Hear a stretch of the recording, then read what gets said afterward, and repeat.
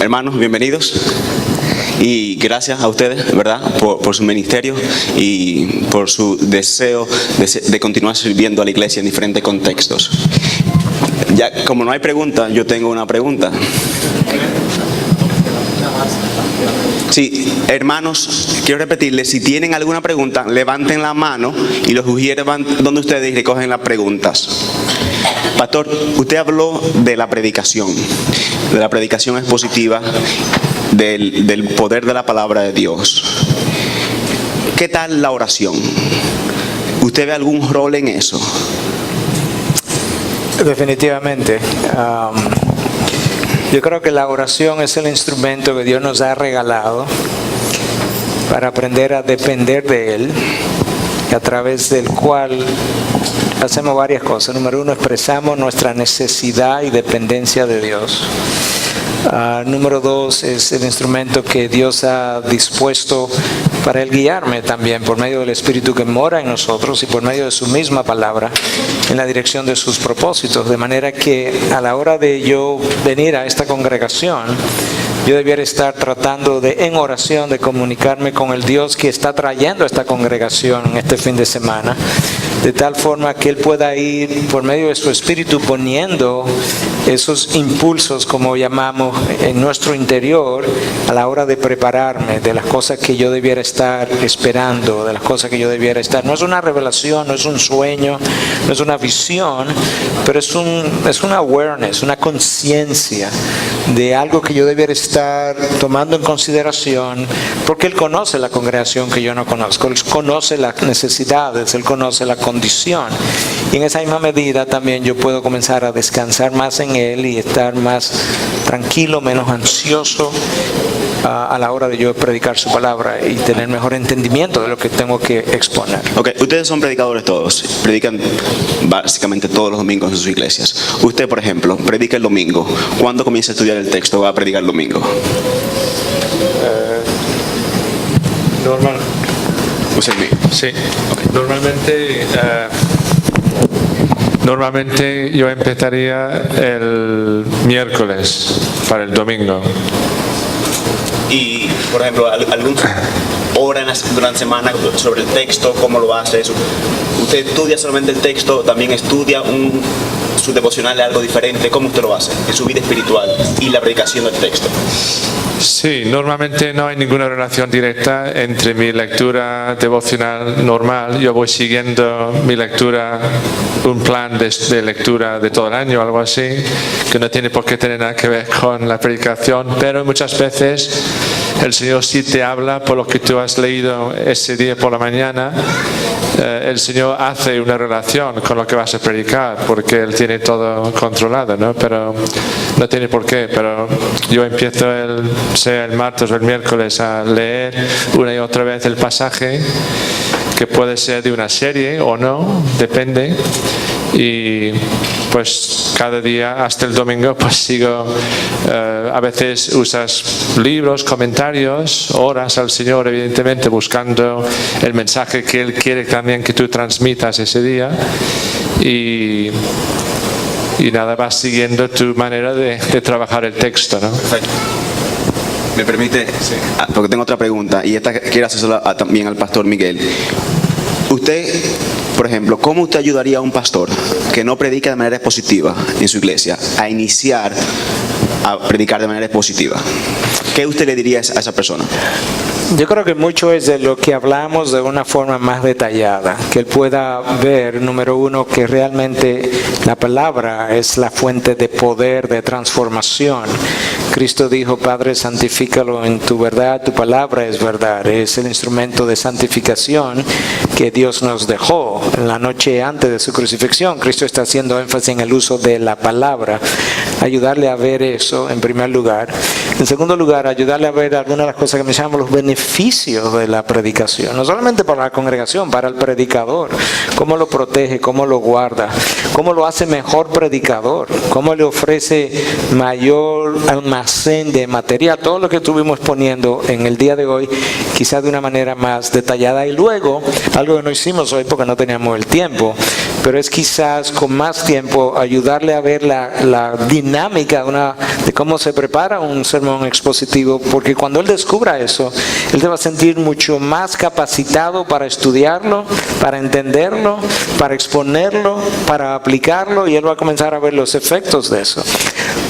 Y a la vez tratar de no hacerle sentir que todo lo que él había predicado anteriormente es inútil o es inservible, porque no es cierto necesariamente. De manera que no tenemos que ayudar. Tenemos que evitar el enseñar de una manera orgullosa a otros que quizás no están haciendo uso de esta herramienta. Perfecto. Otra pregunta que vino acompañada de esa fue, ¿qué libros recomiendan sobre la predicación positiva? De hecho, he recibido 3 preguntas sobre el tema. De hecho, al final de esta sección de preguntas y respuestas, aquí en la pantalla se pondrán una lista de libros que el pastor Miguel Núñez recomienda sobre el tema. Pastor Juan, usted predica de manera positiva. ¿Qué tiempo tiene predicando positivamente? ¿O siempre lo ha hecho? Como de pastor principal he estado desde 2000 y siempre he predicado expositivamente. Y otra pregunta, ¿qué libro usted está predicando ahora mismo? ¿Y qué tiempo tiene en él? Sí, mi memoria no es buena, pero estoy predicando Mateo, estoy en capítulo 16. Ahora he tomado un pauso para tratar el tema de matrimonios, porque es necesario en la congregación de nosotros. Así que he predicado 2 sermones temática expositivamente. Y cuando regreso no este domingo, pero el próximo, predico el último mensaje temático expositivamente. ¿Y 1 Pedro capítulo 3. ¿A qué usted se refiere con temática expositivamente? ¿Qué es eso? Que es un tema, pero he escogido un texto y lo predico de la misma manera. La diferencia es una exposición, pero no es en el libro entero, es era una selección aleatoria de un versículo en particular y no un libro completo. Pero predico ese pasaje expositivamente. Perfecto. Aunque estoy tratando un tema nada más. Ok, excelente. ¿Y usted, Pastor Roselo? Llevo casi 6 años de pastor y he predicado positivamente. Ahora mismo estamos en el libro de Colosenses y el próximo domingo voy a predicar Colosenses capítulo 2 del 1 al 5. Ya me lo traje en mi iPad, tengo ese pasaje puesto, lo estoy leyendo, estoy meditando en él, estoy pensando para que Dios me muestre qué es el significado de ese texto, para poder entonces presentárselo a la congregación. Y cuando el pastor hablaba, uno de los beneficios principales que yo le veo también a la predicación positiva es que le da confianza al oyente sobre la palabra de Dios. Porque usted dice, él no se lo está inventando de la nada, él no se lo está sacando de la manga, como diríamos los puertorriqueños, ¿verdad? Sino que no es que yo tengo algo especial, sino que usted sabe que usted puede leer la Biblia y llegar a las mismas conclusiones que yo llegué, porque es el mismo pasaje y es la misma verdad. Amén. Y la Biblia se hace accesible para ellos. Entonces, por eso creo en la predicación positiva. Amén. Una pregunta. Usted está predicando actualmente sobre el libro de Colosenses. ¿Cómo usted selecciona los libros que va a predicar? ¿Por qué Colosenses? ¿Cómo usted lo hace? Deben preguntarle a los que tienen experiencia. Le voy a decir por qué. Este año predicamos, me gusta predicar del Antiguo Testamento y Nuevo Testamento. Predicamos el libro de Daniel para darle confianza a la congregación sobre la soberanía de Dios. Y luego hicimos una serie de Apocalipsis para ver la majestad y el plan de Dios para con su iglesia, para darnos confianza. Y pasamos una serie de temáticas positivas sobre la aplicación del Evangelio en nuestras vidas. Cómo el Evangelio tiene algo que decir para cada aspecto de mi vida. Yo perdono porque Cristo me ha perdonado. Yo amo porque he sido amado. Y después de ver cómo el Evangelio tiene que lidiar con nuestras vidas, queremos ver a Colosenses que muestra la supremacía de Cristo en todo, donde Cristo satisface completamente porque Él es glorioso y es más grande que todo. Amén. Queremos presentarle eso a la O congregación. sea que usted trata de predicar del antiguo, del nuevo, para que la persona esté en ambos testamentos. Recibo una pregunta de Argentina y dirigida al pastor Miguel Núñez. Pastor, ¿por qué en general en los púlpitos hoy día no hay predicación expositiva? Yo creo que podemos responder eso de varias maneras. Número uno, quiero ser sensible, pero a veces ignoramos el beneficio. Primero, lo que es. Segundo, cómo se hace. Y tercero, los beneficios.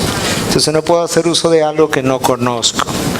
La realidad es que muchos de nuestros pastores en nuestra región han llegado al púlpito en medio de una crisis. Se fue alguien y no se sabía quién iba a continuar con la iglesia, y esa persona comenzó a liderar la iglesia y se quedó. Pero no han sido necesariamente entrenados para el estudio y exposición de la palabra. Yo creo que eso es uno. Número dos, nuestro continente es muy emotivo. Somos muy dados a las emociones, nos gustan las cosas emocionales y somos muy dados entonces a predicar emocionalmente y temáticamente de aquellas cosas que levantan las emociones. Yo creo que eso también ha contribuido. En tercer lugar, en general, nuestra cultura no es la cultura más estructurada, y el sermón expositivo tiene estructura. Pero si hay algo que las personas necesitan y nuestra cultura necesita, esa estructura. Entonces, y en cuarto lugar, muchas veces ese pastor no entrenado, yo quiero ser sensible, pero somos pastores todos, a veces tenemos agendas. Entonces la predicación temática permite llenar mi agenda, hablar de aquellas cosas que yo quiero hablar. Pero en realidad es la palabra que tenemos que predicar, y yo tengo que hablar de aquellas cosas que Dios quiere hablar. Un amigo decía, uno cree que conoce su congregación, pero Dios conoce a la congregación mejor que uno y a uno mismo. Exacto. Entonces Él sabe mejor que yo lo que mi congregación necesita. A veces yo creo que mi congregación necesita un tema, pero en realidad necesita otra cosa. Así Y la es. Biblia me da eso. Así es. Así es. Aquí yo tengo una pregunta, porque nosotros, la mayoría de las personas aquí son pastores y líderes, pero hay personas también que son laicos, siervos, miembros de diferentes iglesias, y esta es una pregunta un poco más pastoral. Hay una persona que dice, yo llevo un tiempo expuesto a la predicación expositiva a través de sermones audio y de videos. En mi iglesia no se predica de manera expositiva y me siento que no soy alimentado a través de la predicación de mi iglesia. ¿Qué yo puedo hacer, Pastor Andrés? Ándalo para otro continente. Lo siento, no puedo hablar, no funciona el micrófono. Se la pasa al otro. Sí, claro, nunca quieres animar a ningún miembro de la iglesia a hacer nada en contra de su propia iglesia. Creo que hay que tener razones de peso para abandonar tu propia iglesia, ¿no? Donde eres miembro, y quizás el hecho de que los predicadores no prediquen expositivamente no sea igual que si predicaran una herejía o no predicaran el evangelio en absoluto. Yo creo que tienes que primero ser humilde, orar por los predicadores de tu iglesia. Si puedes hablar con alguno de ellos con mucha humildad después de haber orado primero, creo que también es bueno intentar ayudar, ¿no? Quizás, no sé, creo que hay un peligro en depender demasiado hoy día de los medios de comunicación como Internet, que también son bendiciones, pero creo que no es sano que tu principal compromiso sea en Internet y no en tu propia iglesia local. Tienes que tener cuidado de no decir, bueno, mi iglesia no me da lo que necesito, pero lo tengo en Internet, entonces ya está. Pero yo creo que eso no es ideal. Tienes que orar que el Señor obre en tu iglesia local para que se predique como Él quiere. Amén. Cristo levantó la iglesia, no el internet para Exacto, edificación de su sí, pueblo, sí, ¿verdad? sí. Pastor Juan, Quedar con él. usted tiene años pastoreando, usted ayuda y trabaja también con pastores. Uno de los ministerios que Dios le ha dado a usted es de ayudar a otros pastores y ayudar líderes. algún énfasis, y la pregunta aquí viene, ¿usted ve alguna relación en la... Nosotros somos pecadores, y usted como pastor, y todos somos pecadores. ¿Cómo usted trata de balancear la vida íntima suya, su relación con Dios, y cómo eso impacta la predicación cada domingo? Porque a veces usted va a predicar un tema que usted siente que lo confronta a usted. ¿Cómo usted piensa sobre eso? Bueno, primero tengo una esposa que me dice que soy pecador y me ayuda a recordar. Y realmente diferentes pastores tienen diferentes planes para estudio personal y devocional. Para mí no es suficiente nada más estar en el texto que voy a predicar para mi devoción. Es importante venir al texto del sermón devocionalmente. Es importante, y como dijo Miguel, orar por ese tema.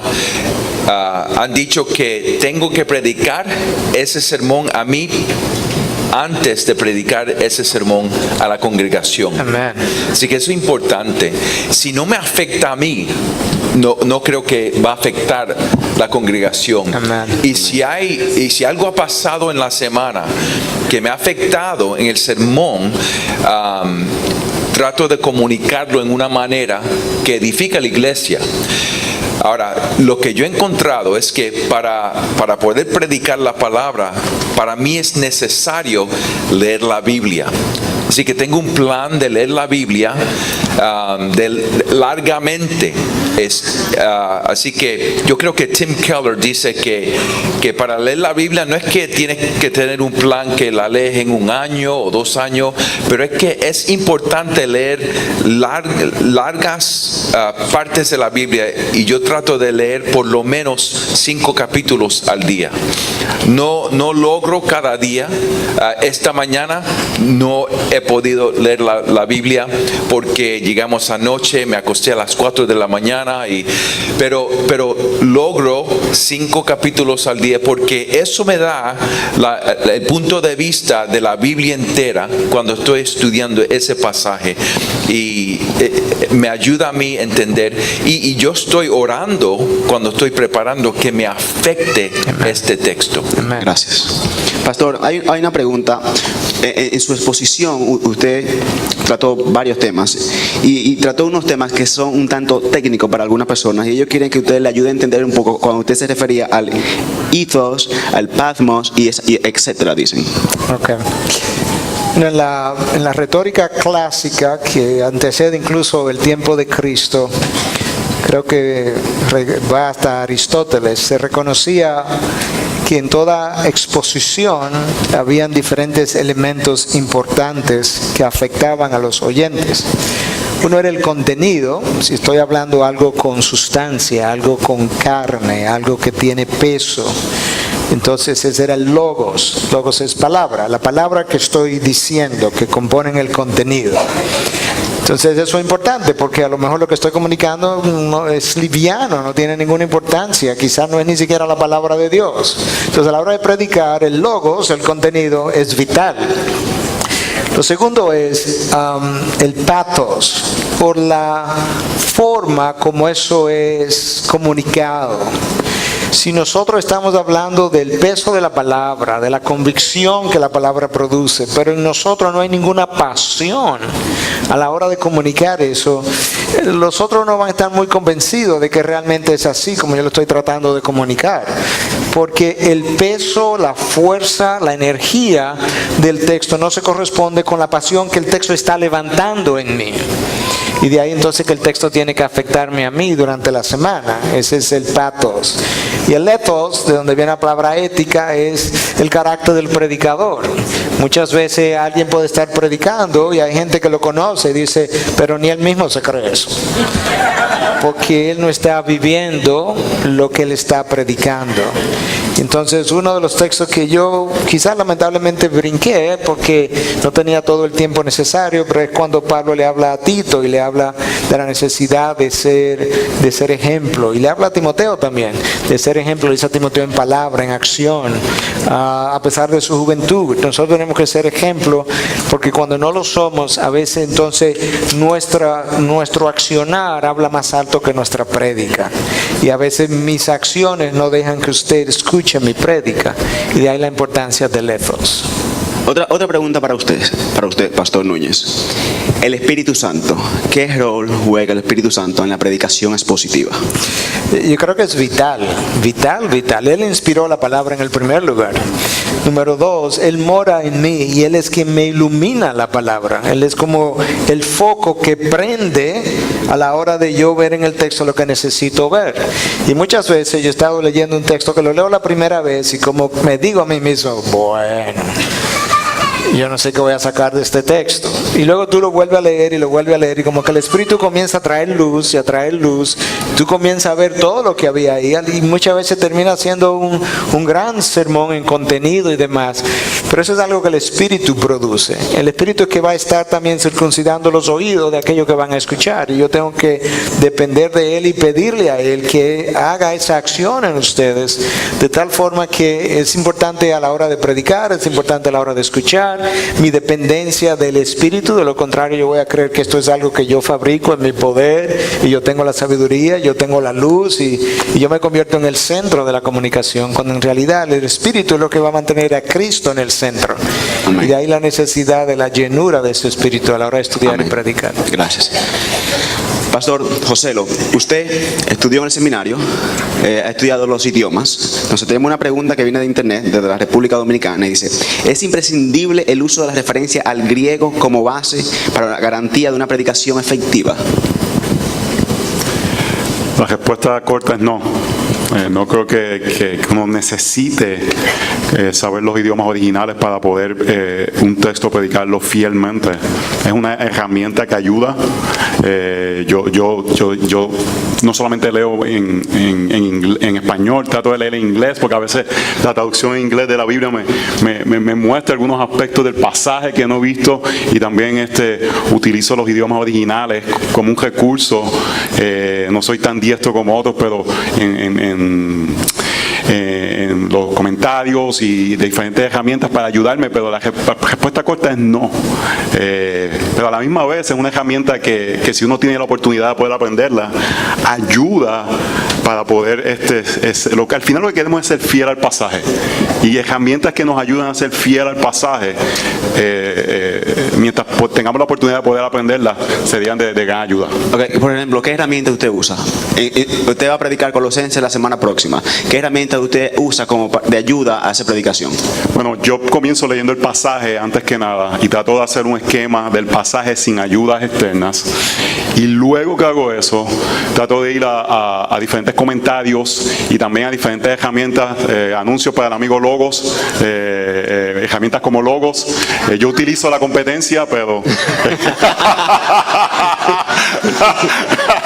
no voy a decir cuál es, para ver los aspectos del griego, los significados, el flujo de la gramática del texto. Me dicen cosas. Ahora mismo tengo 4 comentarios de Colosenses, 2 técnicos que son más con los idiomas, y 2 más que son expositivos, uno de Stott y otro de N.T. Wright.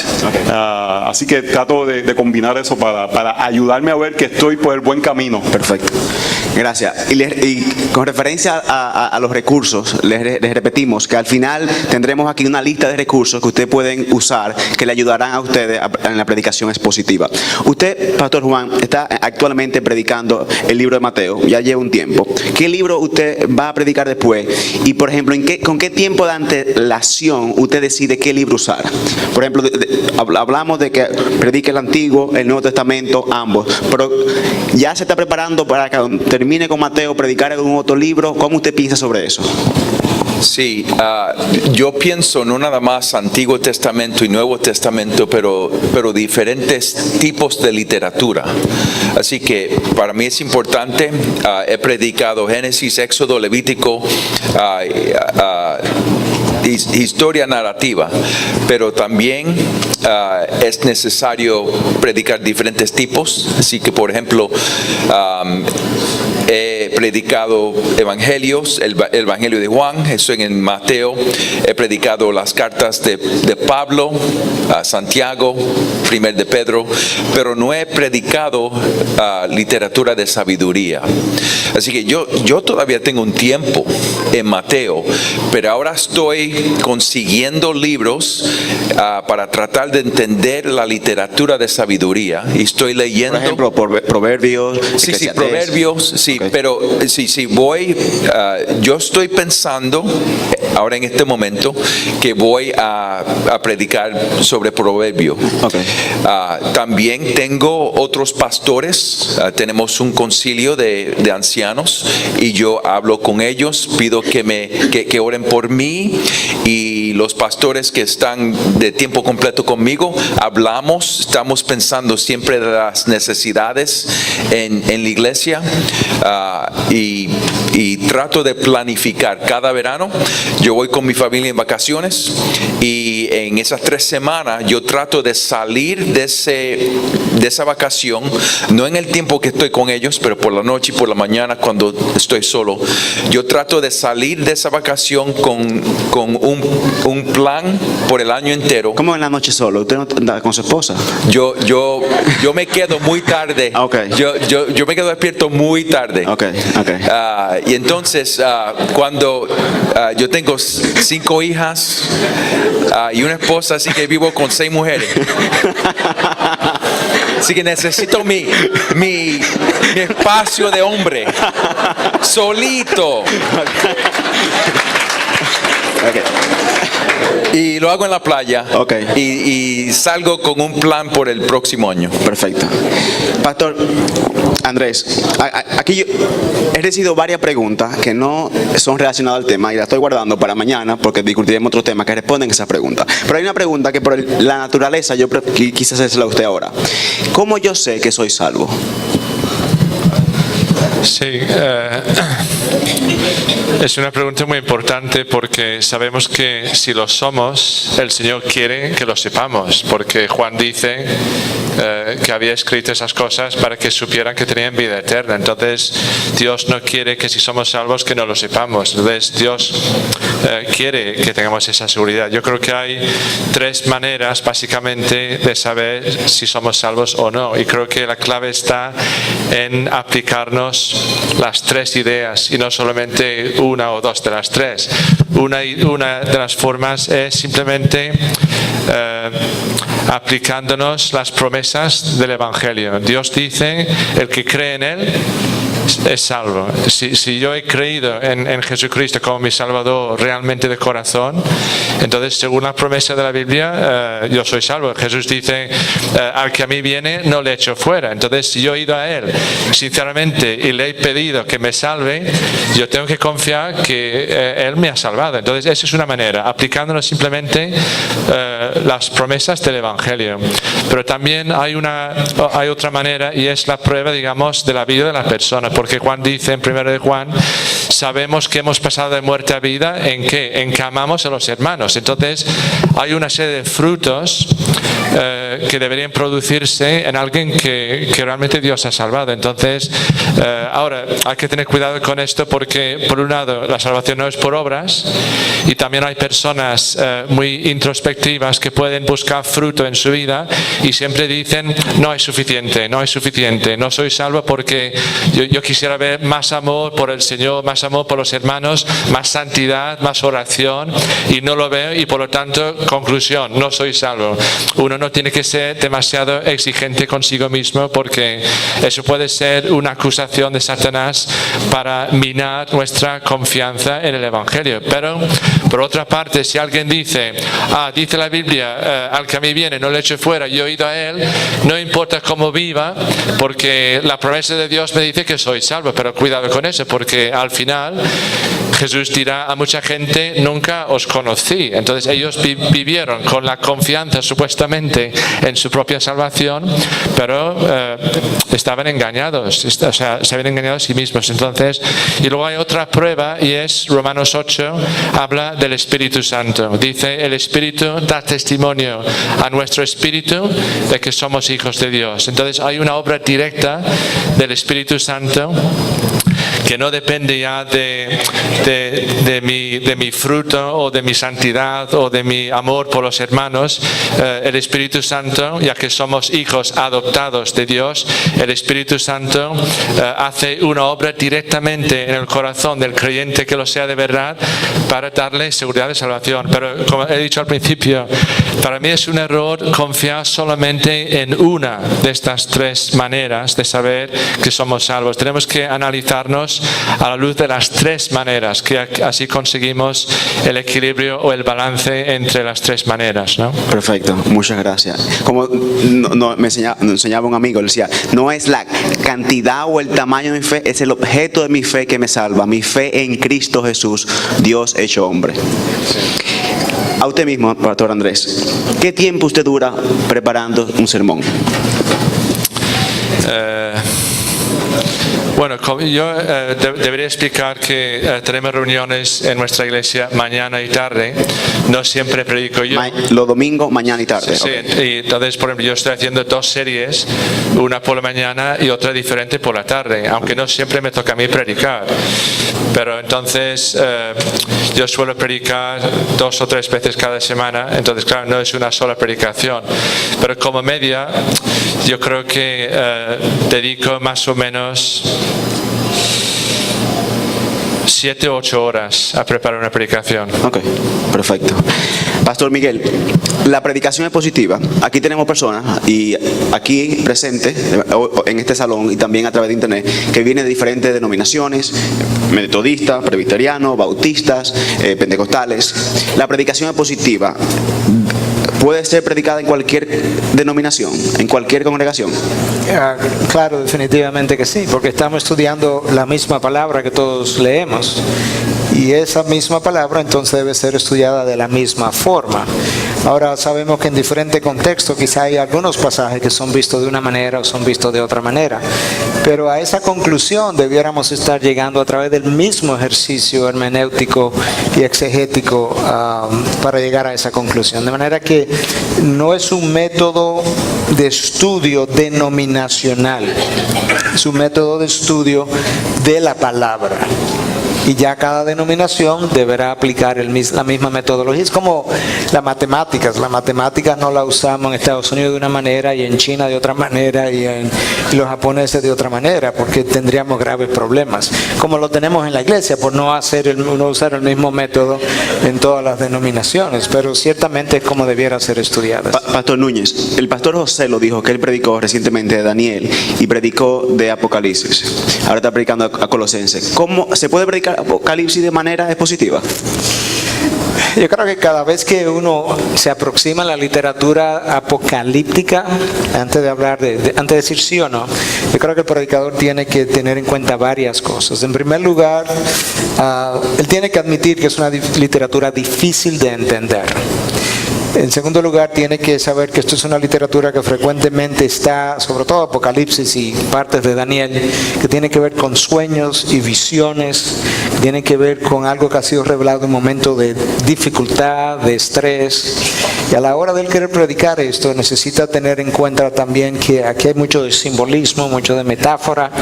Él tiene que predicarlo a la luz, en primer lugar, de todo el consejo de Dios, del resto de lo que la palabra de Dios dice. Número 2, él tiene que encontrar a Cristo ahí, otra vez. Cristo es el centro.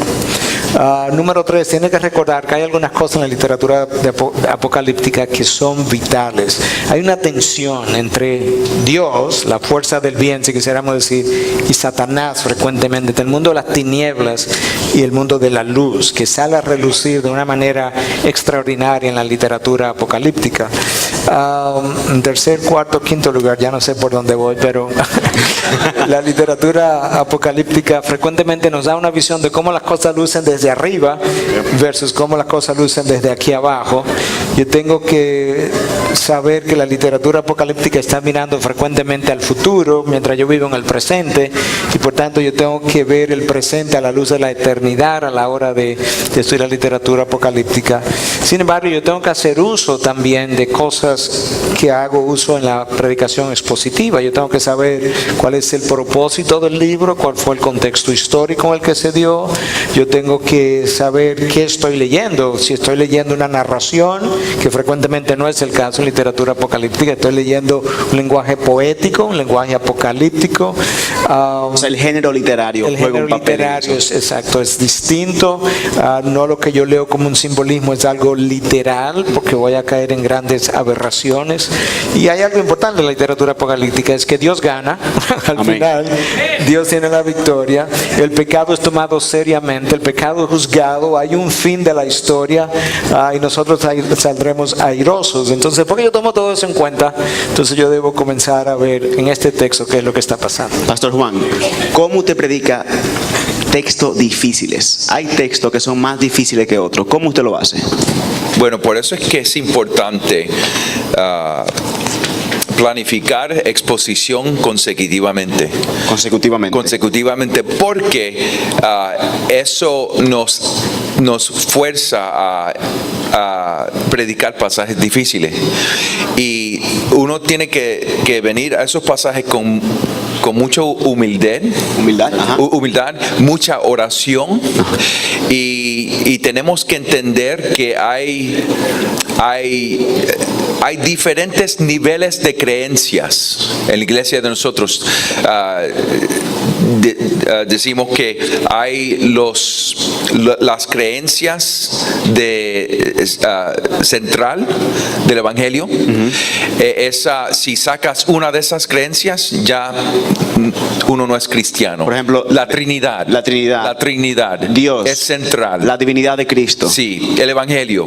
Y fuera de ahí hay doctrinas características. Por ejemplo, esas doctrinas son características de la iglesia de nosotros. Por ejemplo, el bautismo para los creyentes nada más. Eso es característico de la iglesia de nosotros, y para reunirnos como una iglesia. O sea, es diferente a un presbiteriano que bautiza niños infantes. Sí, ¿verdad? pero fuera de ahí hay creencias que nosotros llamamos creencias de caridad. Creencias que vamos a amar unos a otros, y los miembros de la iglesia vamos todavía a creer diferentes cosas. Por ejemplo, convicciones como Romanos 14 o 1 de Corintios 8 a 10. Y es importante entender dónde caen esos pasajes. Por ejemplo, el divorcio es muy difícil. Pero eso no es una creencia de caridad. Tú no puedes creer que yo me puedo divorciar, y cuando quiero otra mujer me divorcio de nuevo y me caso con esta y puedo seguir divorciándome. Eso no es una creencia que es nada más que convicción. Dios revela su palabra sobre su matrimonio en Génesis,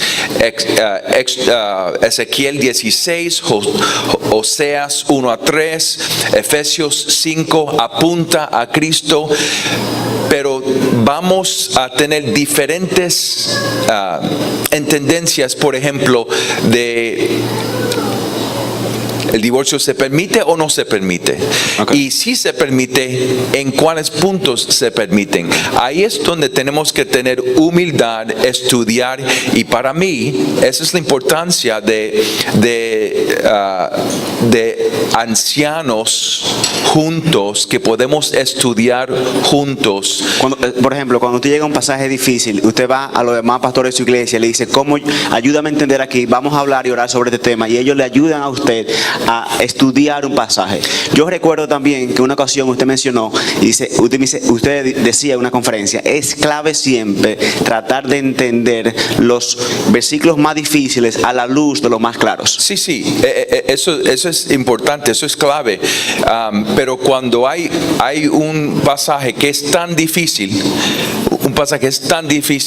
yo tengo que tener más humildad y predicarlo de tal manera que se explica. Hay diferentes posiciones.